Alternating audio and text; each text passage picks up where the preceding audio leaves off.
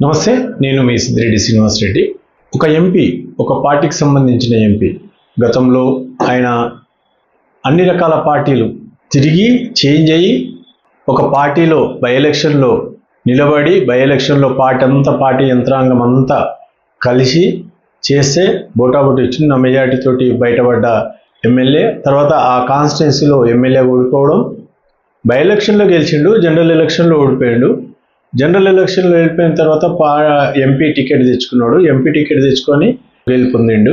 అక్కడ national party కాబట్టి జాతీయ నాయకత్వం పేరుతోటి గెలిచిన వ్యక్తి. ఆయన గతంలో ఎమ్మెల్యే ఎక్కడైతే ఉన్నాడో ఆ ఎమ్మెల్యే పరిధిలో కూడా ఆయన కాన్స్టిట్యున్సీలో, ఆయన స్థానిక శాసనసభ నియోజకవర్గంలో కూడా పార్లమెంట్ పరిధిలో 7 నియోజకవర్గాలు ఉంటే ఆయన అసెంబ్లీలో కూడా కనీసం మెజార్టీ తెచ్చుకోలేడు. మిగతా చోట్లకు 1-2 చోట్ల మెజార్టీ తోటి పార్లమెంట్ మెంబర్గా జాతీయ నాయకత్వం యొక్క ప్రధానమంత్రి యొక్క హవాలా గెలవడం జరిగింది. తర్వాత కట్ చేస్తే ఏంటంటే అప్పుడు ఎంపీ టికెట్ కూడా గతంలో రిపోర్టర్గా పనిచేసి, చాలా కింది స్థాయి నుంచి రిపోర్టర్గా పనిచేసి, స్కూల్లో పనిచేసి, ఆ రకంగా ఇండస్ట్రియల్ బెల్ట్ నుంచి వచ్చిన వ్యక్తి, అప్పటికే అన్ని చాలా ఒక ఉద్యమ పార్టీలో పనిచేసిన వ్యక్తి, అప్పటికే ఆయనకు అన్ని రకాలుగా బ్లాక్ మెయిలర్ అని పేరున్న వ్యక్తి. పార్టీలో కూడా ఎవరి ఇంట్రెస్ట్ లేకున్నా పార్టీలో ఉన్న నాయకత్వం పైన బ్లాక్మెయిల్ చేసి ఆయన ఎంపీ టికెట్ తెచ్చుకున్నది కూడా ఒక చర్చ ఉంది. సరే, గెలిచిన తర్వాత కార్యకర్తలను పట్టించుకొని కార్యకర్తలతోటి సఖ్యత లేదు. మొన్న లోకల్ ఎలక్షన్స్లో గ్రామ పంచాయతీలో అసలు అక్కడ గెలవని సీట్, అది ఎవరు కూడా ఊహించని సీట్ అది. అయినప్పటికీ గెలిచిండ్రు. ఆ జాతీయ ప్రధాని యొక్క నేమ్ తోటి గెలిచిన వ్యక్తి. తర్వాత ఎప్పుడు పట్టించుకున్న కార్యకర్తలను పట్టించుకోవట్లేదు అనేది కార్యకర్తల నుంచి విమర్శలు. గ్రామ పంచాయతీ ఎన్నికలు వస్తే గ్రామ పంచాయతీ ఎన్నికల్లో అసలు ఎక్కడ కూడా కనీసం గెలుపొందడానికి ప్రణాళికలు ఎలాంటి ఇది చేసుకోకుండా కూడా పార్టీ క్యాడర్ను అట్లా నిరుత్సాహపరిచింది. మున్సిపల్ ఎన్నికలకు సంబంధించిందంటే అర్బన్ పార్టీ పేరున్న పార్టీకి మున్సిపల్ ఎన్నికల్లో కూడా ఈ ఎంపీ లేనప్పుడు కూడా గతంలో ఒక్కొక్క దగ్గర 7, 8, 4, 5 సీట్లు కౌన్సిలర్ గెలిచిన చోట ఈయన వచ్చిన తర్వాత 2-1 గెలిచిన సందర్భాలు ఉన్నాయి. పోనీ అక్కడ క్యాడరు ఉత్సాహంతో వాళ్ళంతలో వాళ్ళు తీసుకొని చేద్దామంటే కూడా పార్టీ టికెట్లు ఇవ్వలేడు, పార్టీ టికెట్లు అమ్ముకున్నాడు అనేది కూడా ఒక చర్చ జరిగింది. అక్కడ స్థానిక మాజీ జిల్లా అధ్యక్షునికి డబ్బులు ముట్టడం, ప్రజెంట్ అధ్యక్షుడేమో ఆయన పార్టీ జిల్లా అధ్యక్షుడు గానికి ఆయన డబ్బులు ముట్ట చెప్పడం, ఇదంతా నేను అంటున్నది కాదు, క్యాడర్ చెప్తున్న విషయాలు, పార్టీ అక్కడ స్థానిక పార్టీ చెప్తున్న విషయాలు. మున్సిపల్ ఎన్నికల్లో కూడా అసలు పార్టీ రాష్ట్ర నాయకత్వం ఎలాంటి డిసిషన్ తీసుకోకుండా ఆయన పార్లమెంట్ పరిధిలో ఒక చోట్ల కాంగ్రెస్కు, ఒక చోట్ల బీఆర్ఎస్కు చైర్మన్, వైస్ చైర్మన్ ఉన్న అవకాశాలు కూడా వదులుకొని కేవలం ఆర్థికపరమైన అంశాల దృష్టిలో పెట్టుకొని ఆయన మిగతా పార్టీలకు అమ్ముడుపోయింది అనేది కూడా చర్చ జరుగుతుంది.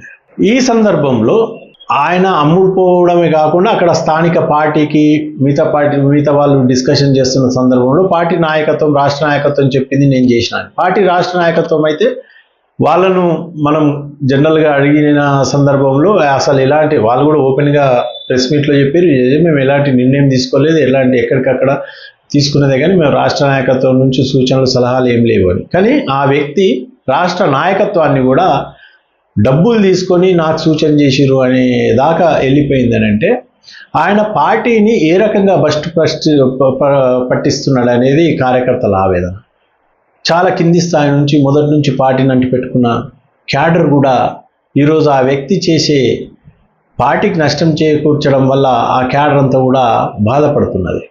మరి అక్కడ ఆ జిల్లాలో గతంలో ఆ పార్టీకి సంబంధించి ఒక ఎంపీ గెలవడం జరిగింది, ఒక 2 చోట్ల శాసనసభ్యులు కూడా గెలవడం జరిగింది. కానీ ఈయన ఏం చెప్తాడంటే బై ఎలక్షన్లో కూడా నేను స్వతహా గెలిచిన, పార్టీది కాదు నా చరిష్మాతోటి గెలిచిన అనే సందర్భాలు చాలా ఇంటర్వ్యూస్లలో చెప్పిన వ్యక్తి.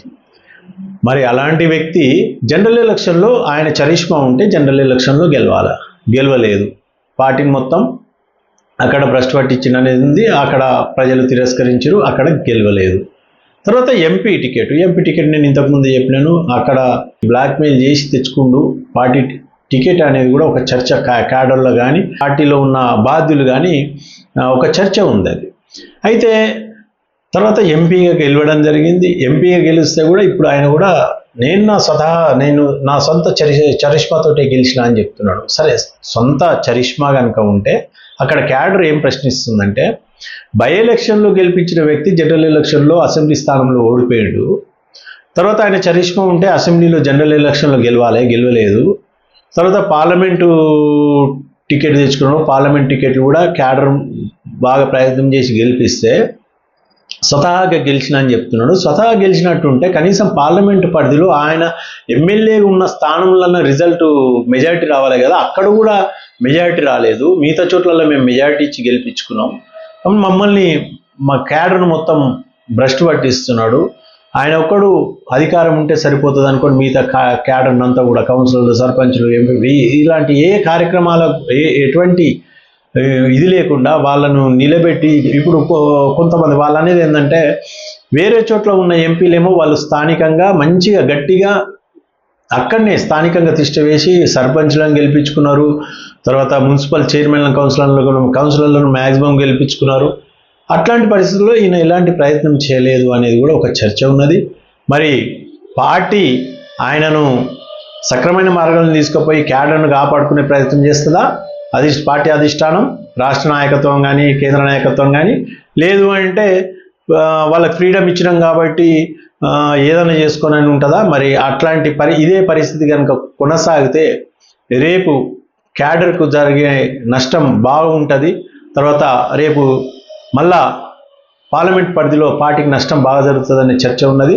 మరి చూద్దాం, పార్టీ అతన్ని సక్రమైన మార్గంలో నడిపించి పార్టీని క్యాడర్ను కాపాడుకొని మళ్ళీ నెక్స్ట్ ఎన్నికల్లో గెలుపడానికి ప్రయత్నం చేస్తుందా, లేకపోతే అక్కడికే క్లోజ్ అవుతుందా అనేది ఒకటి చూడాలా. ఇంకొక విషయం, ఇక్కడ ఆయన ఒక విల్లాలో దూరంగా ఉంటాడు. ఒక విల్లాల ఆ దూరంగా విల్లాలో ఉన్న ఒక ప్రజాప్రతినిధి కూడా అక్కడ ఇంకో ప్రజాప్రతినిధి ఉంటాడు. ఆ ప్రజాప్రతినిధి దగ్గరికి వందలాది మంది నిత్యం వెళ్తుంటారు. అక్కడికి పోవడానికి ఎలాంటి ఆంక్షలు ఉన్నాయి.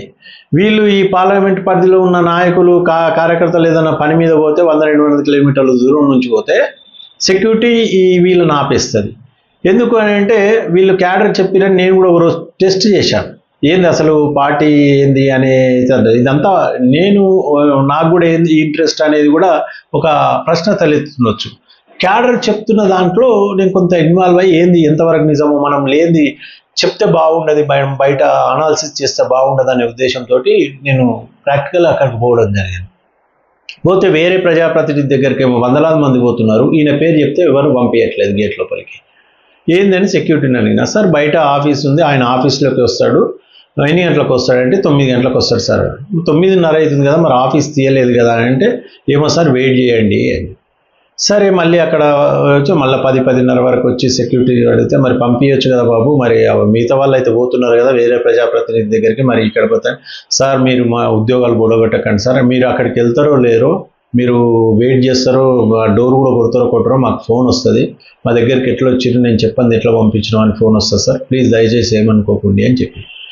కార్యకర్తల ఆవేదన ఏంటంటే, పని మీద పోతే కూడా 100-200 కిలోమీటర్ల దూరం నుంచి వస్తే అక్కడ గేటు దగ్గర సెక్యూరిటీ దగ్గర వెయిట్ చేసి ఇంటికాడ కలవకుండా వచ్చిన సందర్భాలు ఎన్నో ఉన్నాయి అనేది కూడా ఇక్కడ చర్చ ఉంది. మరి ఇవన్నీ పార్టీ అతన్ని మందలించి కానీ, లేకపోతే సక్రమైన మార్గంలో నడిపించి కానీ సక్రమంగా పార్టీని కాపాడుకుంటుందా, క్యాడర్ను కాపాడుకుంటుందా, లేకపోతే పార్టీ ఆయన మీద చర్యలు తీసుకునే పరిస్థితి కూడా కనిపిస్తలేదు. ఆయన మీద భూదందాలకు సంబంధించిన కూడా ఆరోపణలు బాగా వచ్చినాయి.